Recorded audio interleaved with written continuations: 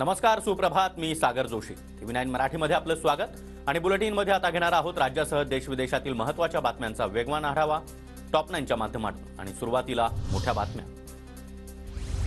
नाशिकमध्ये आज ठाकरे गटाचं राज्यव्यापी अधिवेशन. सातपूर परिसरातील डेमोक्रेसी हॉलमध्ये अधिवेशन पार पडणार. 2000 पदाधिकारी अधिवेशनाला उपस्थित राहणार. नाशिकमध्ये ठाकरे गटाकडून ठिकठिकाणी बॅनरबाजी. आज संध्याकाळी 6 वाजता हुतात्मा अनंत कान्हेरे मैदानावर ठाकरेंची जाहीर सभा. मनोज जरांगे पाटलांच्या पायी मोर्चाचा आजचा चौथा दिवस. पुण्यातील रांजणगावमधून आज जरांगेंचा मोर्चा पुढे मार्गस्थ होणार. भीमा कोरेगावमध्ये दुपारचं जेवण तर चंदननगर इथं मुक्काम असणार. जरांगे पाटलांचा पायी मोर्चा आज पुण्यात प्रवेश करणार. शहरातील वाहतुकीमध्ये मोठे बदल.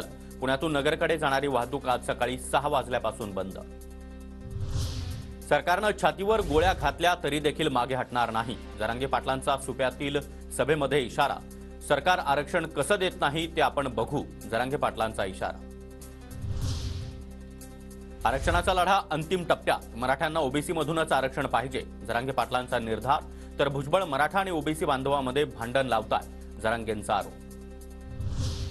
उद्या मराठा आरक्षण क्युरेटिव्ह पिटिशनची सुनावणी होणार. सरन्यायाधीश धनंजय चंद्रचूड यांच्यासमोर सुनावणी पार पडणार. आरक्षण क्युरेटिव्ह पिटिशनची सुनावणी परवाच्या दिवशी 24 तारखेला दुपारी मान्य सर्वोच्च न्यायालय दिल्ली येथे होणार आहे. ही सुनावणी न्यायमूर्तींच्या दालनात होणार आहे. याच्यामध्ये भारताचे सरन्यायाधीश.